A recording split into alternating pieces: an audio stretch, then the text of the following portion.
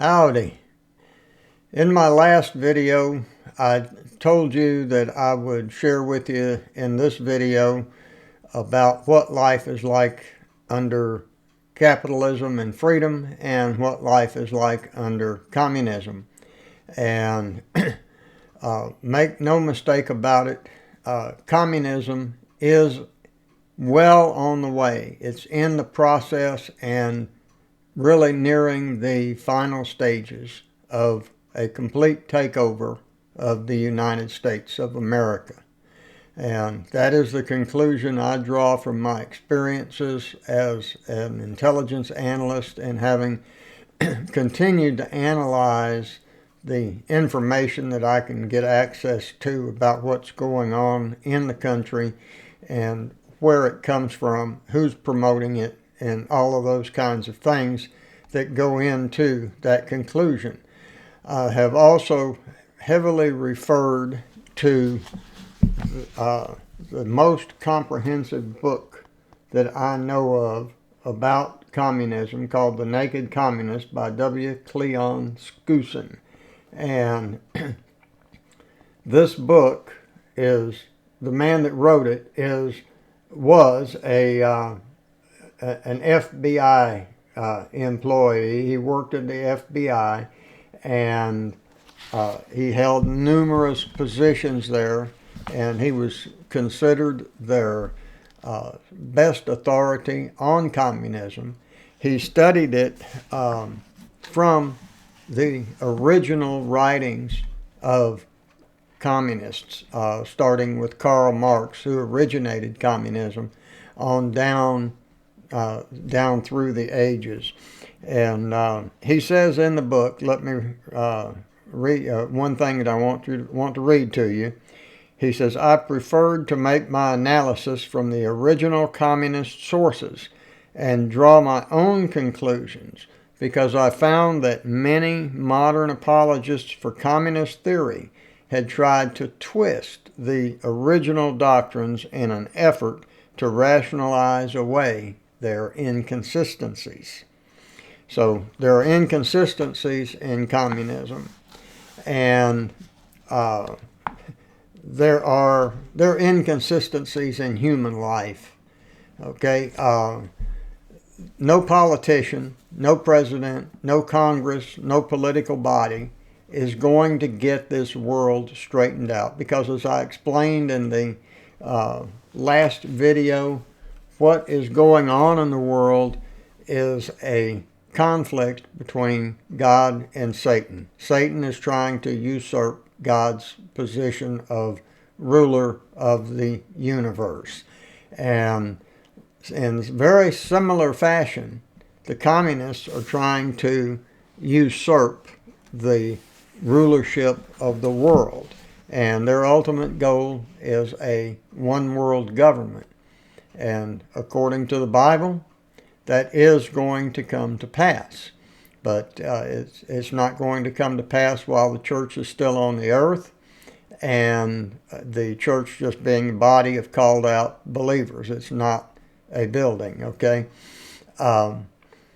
So it's not going to happen while the church is on the earth, but it is going to happen, and we have absolutely no idea when that will happen. But rest assured, one world government will come up and will operate in full force for 3.5 years before the Lord comes back. And when he comes back in flaming fire, taking vengeance on his enemies, that is when the situations in the world will be restored to God's way, to absolute perfection. But that is the important thing, is to look and see, what will you get. Now, I love it when I hear President Trump speaking about the things that he speaks about in his rallies and all of that. But one thing where I think he is lacking is he doesn't bring it right down. He tells you that the Republicans are for lower taxes, the Democrats are for higher taxes, and things like that.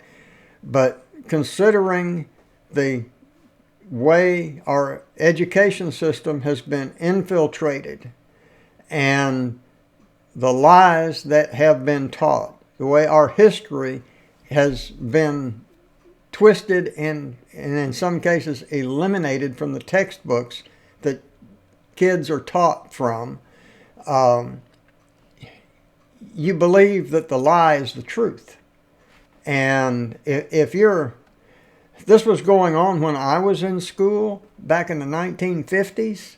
So when I can look back now and I can see it, but I couldn't see it then. I just knew there was something creepy about it, something I didn't like about it, and that was about all I could decipher at the time. But as I look back now, I see that it was going on. That battle was going on in the classrooms when I was in school back in just shortly after World War II. So it's really, if you're a voter who is under 30, your education has been so tremendously lacking that it isn't even funny. Now, here's what I observed that happened when the Civil Rights Movement of 1964 was passed. It was the opportunity, and it was the opportunity then that blacks and whites would be treated equally, and there would be no more equal but separate and weird stuff like that had come down the pike. But what happened was it did not elevate the blacks. Now the situation then, and I was living at that time, so I saw it and I was paying attention, and let me explain to you what I saw. They had black schools and they had white schools. When you went to a gas station, there were 3 restrooms. There was white for men, women, and colored. And in those days they called black people colored. And water fountains, white and colored. Everything was separated. Blacks were not allowed to go into the drugstore where they had lunch counters in those days, and you could order a hot plate lunch. They were allowed to come in and stand off from the counter and order a meal to go, but they could not sit down and eat the meal in the restaurant. It was really horrendous, but that's the way it was. That's what I was born into. And the Civil Rights Movement came along, and one more thing I want to share with you that you'll probably find interesting about that period of time. I was living in the Charleston, South Carolina area, and the buses had a sign up over the driver's head. It said, "White passengers will seat from front to rear. Colored passengers will seat from the rear to the front." So the only way a black person could sit in the front of the bus legally, and that was South Carolina state law, okay? The only way that a black person could sit in the front of the bus was if the bus was so full that it was full all the way to the back and there was black people sitting up at the front. And so it was a horrendous kind of situation. It was terrible. Then civil rights was passed. And Lyndon Johnson, Democrat president who took over after Kennedy was assassinated in 1963, he opposed black people having the right to vote.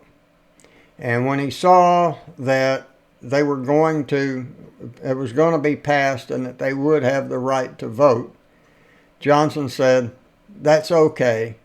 I'll have all those black people," and he didn't say black people, he said the colloquial Southern word. He said, "I'll have all those black people voting Democrat for generations to come." And what happened with the civil rights movement was the schools became integrated. And the idea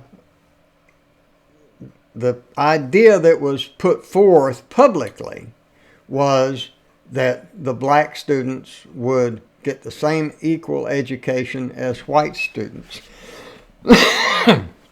Excuse me. And they did. But the kicker was they started busing students all over town. You know, black students from the black side of town would be taken to school in the white town, and the white students from the white side of town taken to the black side. And it was just a big old mess, and people didn't like it. But it was something that was shoved down our throats. And it had, when I say it was shoved down our throats, I'm not talking about the integration part. Decent people were in favor of integration, but nobody liked being uprooted from their area, their home neighborhood, and shipped somewhere else for study, which you're going to see in a minute that that's all part of the communist plan. But what happened was, rather than taking the black teachers who had lower levels of education through no fault of their own, but they still had lower levels of education than the white teachers. So instead of sending white teachers to help build up the black teachers, they just mixed up all the students and they lowered the standards so that the black students would appear to be as smart as the white. Now, there's no question that black people are just as smart as white people. We're all created equal. But what there is the black students had a lower level of education, and that was by design. They had a lower level of education, and instead of raising them up to the level of education, the superior level of education that the whites enjoyed, they brought the requirements down for the whites to the level of the black students. Okay, now this was all in law and government policy. And in essence, all it did was it lowered all the standards so that education, the people would be less educated and less able to think for themselves. And then the ruling class was able to rule over all of us. So civil rights gave the black people the right to sit anywhere on the bus, to use the same restrooms and water fountains as the white people, but it did not give them that boost upwards that they needed to come from their tragic history up to being able to live equally with the white people. And that lowered level of education, they've been continuing to lower it ever since the Civil Rights Act was passed. So that's how, that is a communistic method of operation. They purport to give you something, but they're really stealing from you all at the same time. And it's like a shell game, and you lose track of where the bean is under the, under the shell. So that is what really happened with civil rights. And before I go into actually what life can be like and would be like under communist rule, I want to share with you just a few of the 45 goals for the communist takeover, as actually the 45 communist goals for the takeover of America. Now, you see, communists don't want to fight us. They know they can't win in a fight against us, so they haven't attacked. But they have been working subversively in this country since at least since at least about the time of the late 1800s. They've been working to take over that far back. Now, these 45 goals were first published in 1961. These 45 goals were read by Congressman Erlong into the record of the House of Representatives in the U.S. The U.S. House of Representatives on January 10th, 1963, he read all 45 of these communist goals into the record of the House of Representatives. Okay. I'm just going to share with you about 10 or 11 of these out of Mr. Skousen's book, The Naked Communist. Number 15, capture one or both political parties in the United States. Okay, if you know anything about communism at all, you can see clearly that they have captured the Democrat Party. The Democrat Party's in their hip pocket, and they have come very close to capturing the Republican Party. They have captured a lot of individuals within the Republican Party. And that, in my opinion, is how we came up with the Never Trumpers after Trump got elected. Number 17, get control of the schools. Use them as transmission belts. Let me read it and make sure I get it exactly right. Use them as transmission belts for socialism and current communist propaganda. Soften the curriculum. Get control of teachers' associations and put the party line in textbooks. Now, that one lines right up with number 31, which is belittle all forms of American culture and discourage the teaching of American history. Give more emphasis to Russian history since the communists took over. And number 30 is also links up well with the get control of schools. Discredit the American founding fathers. Present them as selfish aristocrats who had no concern for the common man. See, those are all communist lies, but those are part of the communist goals to take over the United States. Here's another one that we can see that has gone on in this country, has come to fruition. Now, we're going to look to see what life under communism is like. We're going to look at Cuba in a minute.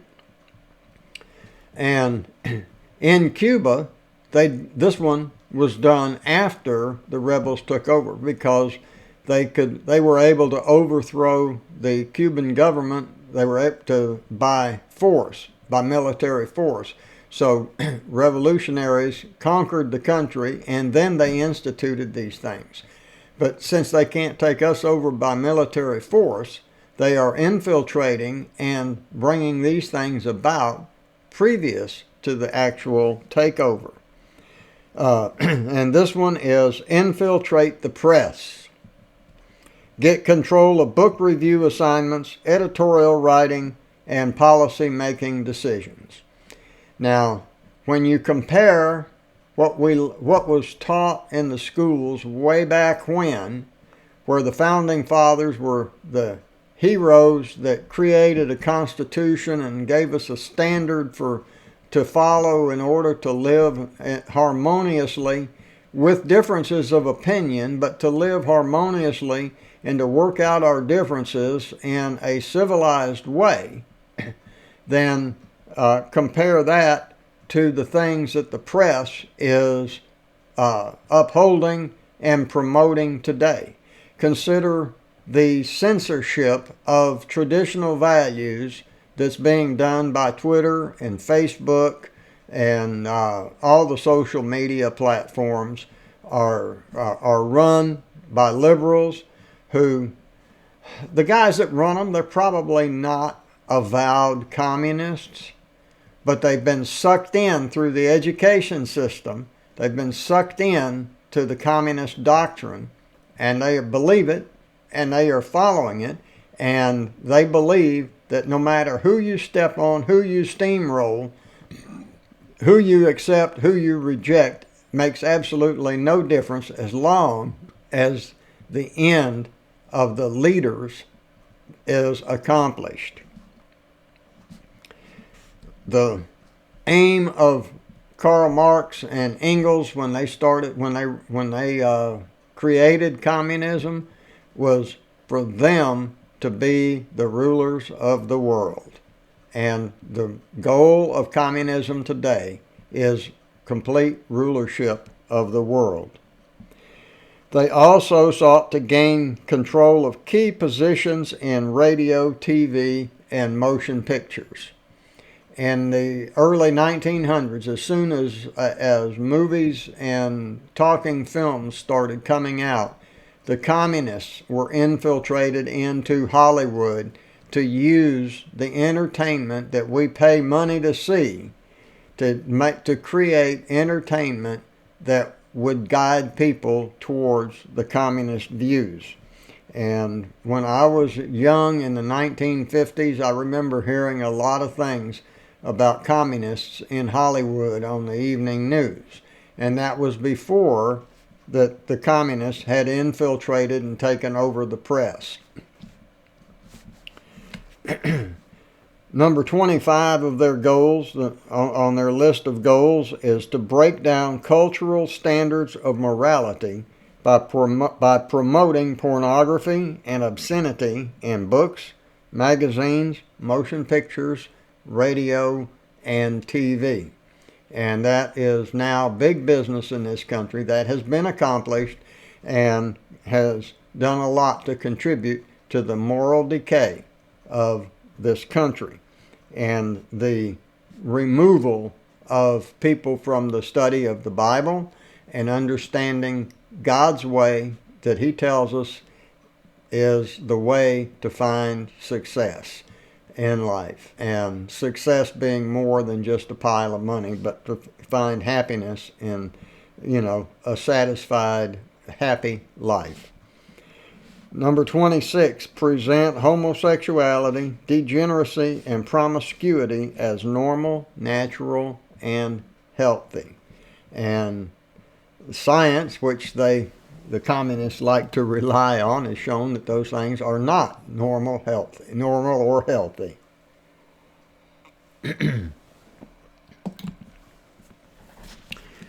Eliminate prayer, number 28. Eliminate prayer or any phase of religious expression in the schools on the ground that it violates the principle of separation of church and state.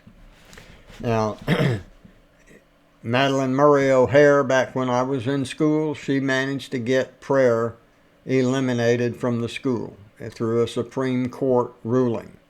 And that's another way that the communists like to operate, is through the courts. They want to use the courts to override the laws that are made by the representatives of the people.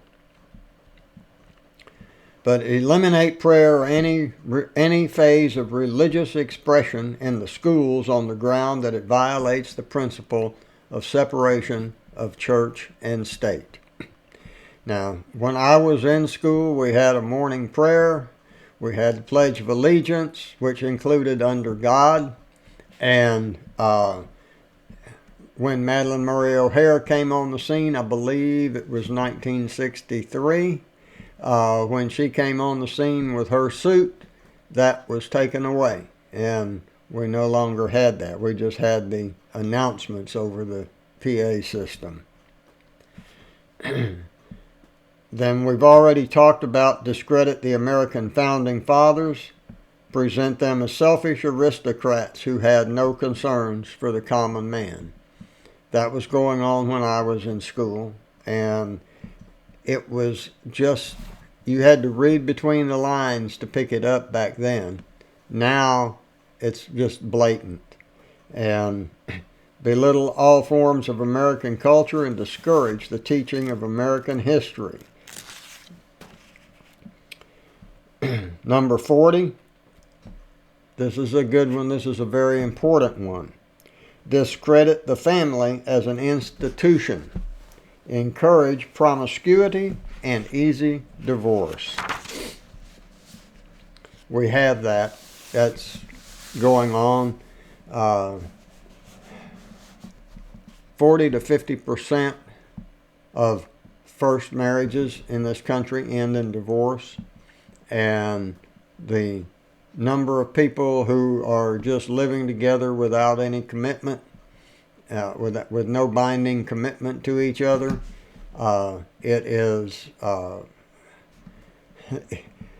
it's degrading our society. It is pulling us down. And number 42, the last one that I'm going to highlight with you today, is create the impression that violence and insurrection are legitimate aspects of American tradition. Well, American tradition, people who disagreed got together and they debated and they compromised and did what they had to do when opposite sides thought that the best thing for the country as a whole was different. They would get together, they would argue about it in a civil way, and they would work out an agreement that both sides could live with, and neither side usually got everything they wanted. And that's life. You deal with that in your home, husbands and wives, and girlfriends and boyfriends. They all have to deal with that. And that is how we used to solve the problems. That's how the American tradition was. And they go on to say that students and special interest groups should rise up and use united force to solve economic, political, or social problems. So they are fomenting chaos is what they want to do. Now, look at the riots that have been going on in the Democrat-controlled states in recent months, since the summer of 2020. They have nothing to do with the things that they say they're connected to. It is a matter of people who believe that force and violence is the way to solve problems, are just having a big time. And it is an orchestrated event. I believe that it is an orchestrated event to make Donald Trump look bad and say, so they can try and say, this is what you get when you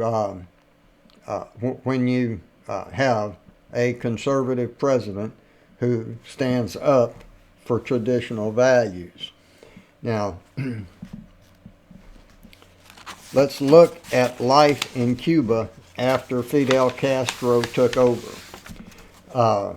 Cuba was on its way up. It was doing good. They had lived through a lot of turmoil in that little country, and things were looking up for them under Batista, who was a military dictator. But he was trying to level out the country, get things smoothed out, and be able to hold free elections. Communists don't like free elections. And as soon as Castro took over, what he did, he was a revolutionary. He was he murdered 2 people and tried to murder a third before he became the revolutionary that took over Cuba. So that gives you an idea of his background. And he started out with a small revolutionary band, and they got the people of the countryside. The communists are always focused on the working man, and they want to lure the working man in to take the bait. And when they take the bait and they get the support of the people, and then they take over. And that's what Castro did. And as soon as Castro took over, he suspended civil rights, civil liberties, and other constitutional guarantees, and eliminated free elections. Okay, so now these common people who he said he was out to help, that joined him and helped him, he turns on them and suspends their civil liberties. Now, could this happen in the United States of America? Well, let's look at the states that are Democrat-controlled right now, where, and many of them have been for a long time, that are under hardcore lockdowns. People are not being allowed to go to work and to make their living. They're being locked down and denied their civil liberties because of the coronavirus, which I believe is really for political reasons. It's a matter of the state controlling the people, and that's what communism is. It's where the state controls the people. And the state can be a state like, any state in the United States, or state can also refer to a whole country. But where the government controls the people. So all civil liberties, as soon as Castro took over, were eliminated. And then he wanted to captured all of the press, TV, radio for government propaganda purposes. As I said earlier, that's one of their goals for the takeover of America, and they have captured the press in this country. They are just spouting the Communist Party line almost in every story, and especially in every story where they talk about their political opponents. And they had also, he recognized Red China and created trade alliances with the communist bloc. Now, we have in recent history, we have recognized Red China. We've let them get into the UN, and we have established trade with China. Very unbalanced trade that took the jobs from American people and gave them to Chinese slaves that weren't getting paid probably, getting paid very, very little to work in factories where they were forced to work by the government to make the cheap goods that they send to the United States and sell for the usual American price. So American companies go to China, use slave labor or virtual slave labor to create products dirt cheap, ship them back to the United States, have a very small investment in it, and then sell it as a luxury item here in the United States for the same price that you would pay for something, or very close to the same price that you would pay for something made in America. So that I haven't even mentioned Castro's confiscation of land and settling of Cuban workers on collectivized, Soviet-style collectivized farms. So instead of being able to say, I think I want to be a welder and learn welding and go out and get a job as a welder because that's what you want to do, under communism, once it takes hold, it might not be that way on day one, but once it takes hold, you'll be told where you can live. Your property could be seized. If you own any real estate, your property could be seized, and you would be sent to work on a collectivized farm, and you would become one of the workers, like in the Soviet Union, very discouraged no hope for the future, and you have no hope for the future, and you don't do very good work. You just do good enough to get by, and you live in an economy to where many of the things that we enjoy in this country, because of our capitalist approach, the things that we enjoy in this country are virtually non-existent to the working class people in Russia and communist China. Excuse me.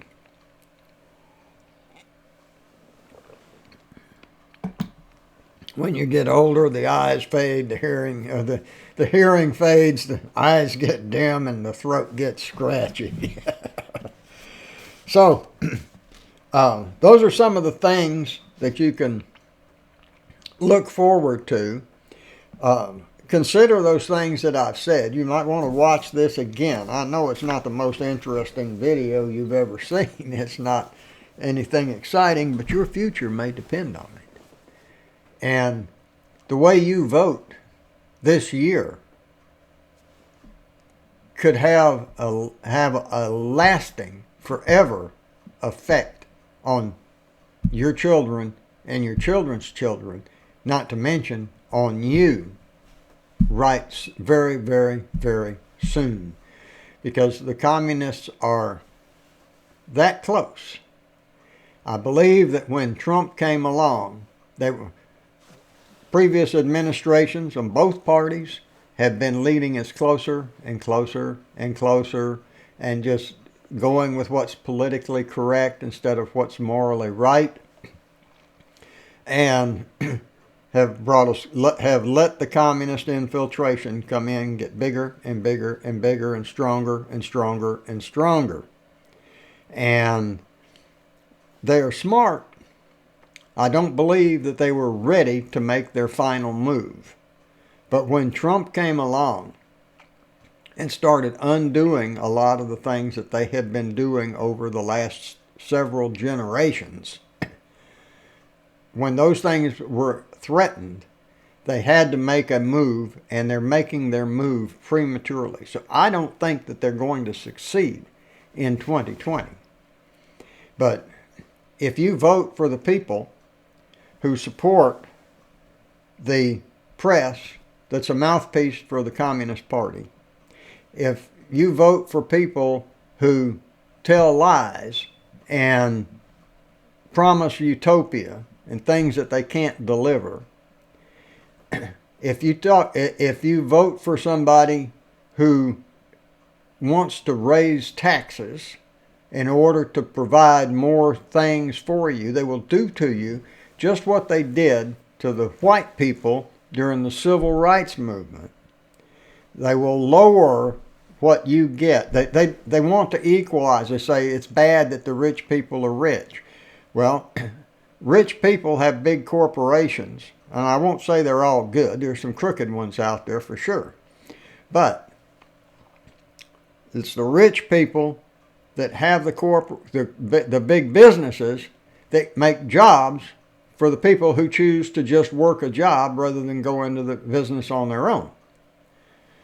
So if you're dependent on a job, you want to see advantages for the people that are supporting you by hiring you and giving you a paycheck in return for your work. I mean, it doesn't take a rocket scientist to figure that out. If the corporations are crippled, if their incentives, and under previous administrations, the incentives have been for big corporations to go offshore, use cheap labor to produce their goods at a cheap price, and import them free without a tariff into the United States and make a killing. So they are not, the businesses are not in business to give you and me jobs. They are in business to produce a profit, and if they don't produce a profit, they cannot hire workers. If they can't hire workers, we have unemployment. And unemployment is no fun, especially not when you're young and energetic. So the first week of unemployment can be nice if you've been working hard. You get that break you like. But after about a week, it gets pretty old. And your income, even if you draw unemployment, your income drops. So what the communist plan is they talk to the working class. That's their target, is the working class and the children. They talk to the working class and say, it's not fair for you to be making $70,000 a year and for the corporation, for the boss man to be making $7 million a year. And they say it's not fair and life should be fair. Well, life is not fair, and there's nothing that comes from God that says it has to be fair. But God does like fairness. But there's nothing saying that life is fair. Let me put it that way. So, what we have is we're going to attack. The communists say we're going to attack the rich guy. And we're going to take from him what he's got, and we're going to distribute it to you. And the implication is everybody's going to be rich. But when the final accounting is done, there's not enough money to make everybody rich. So what they really do is they take the rich guy and they make him poor at the same level, because the leaders who envision themselves as rulers over the people, as the controllers of the people, as the only ones that have any actual rights, it all goes to them. And then the people they took it from and the people that they gave it to all get the crumbs that fall from their table. So let me close with an illustration. Under socialism, let's say you're a farmer and you have 2 cows. Under socialism, the government takes one of your cows and gives it to your neighbor who doesn't have one. Under communism, the government takes both of your cows and sells you the milk. Okay, get that. Under communism, they take both of your cows and sell you the milk. And under fascism, they shoot you and take their cows. They just kill you and take both your cows. Under capitalism, the farmer sells one cow, buys a bull, and multiplies his cows. Now, the socialist, the communist, and the fascist systems all are predicated on a pie being of a certain size, and that's all there is to the pie. And if you get a piece, that's one less piece that I get. But under capitalism, where you can sell one cow, buy a bull, and multiply your herd, multiply the amount of milk that you're getting from those cows, increases the size of the pie. And everybody that gets, and people can continue to get a slice of that pie as the pie keeps growing. So I hope that makes sense for you. I hope you'll take it into strong consideration. You can buy that book. I'll show it to you one last time, The Naked Communist by W. Cleon Skosin. It's available on Amazon, and I don't know, around $15, I think. And it is an education. I mean, it is probably the most definitive work on communism, with plenty of quotes right out of the mouths of the original communists and other communists on down through the ages, taken from their writings about what they want to do. And I hope you will take that into strong consideration as you go to the polls to vote this November, or to vote early. I hope you will take it into strong consideration, because your future and my future depend on us making the right choice. We have two very, very different choices to make. There are 11 other candidates on the ballot. There's 13 in total on the ballot here in Arkansas. And none of those other 11 have a chance of coming anywhere close. So voting for one of them is just really throwing your vote away. It's really a shame. I wouldn't mind seeing 3 viable parties in this country. But the viable, that's the hard part. Getting enough support. It always seems to come down to Republican and Democrat. And so looking at it that way from Republican and Democrat, we have two polar opposite choices. And I hope that you will choose the choice that through reasonable thinking you believe will be what will propel America forward in the years to come, to expand that pie so that it's not just a limited pie that evaporates once people start taking pieces out of it. So that's all I've got. Y'all have a good day. Think about it. Think about it hard. And I'll catch you later.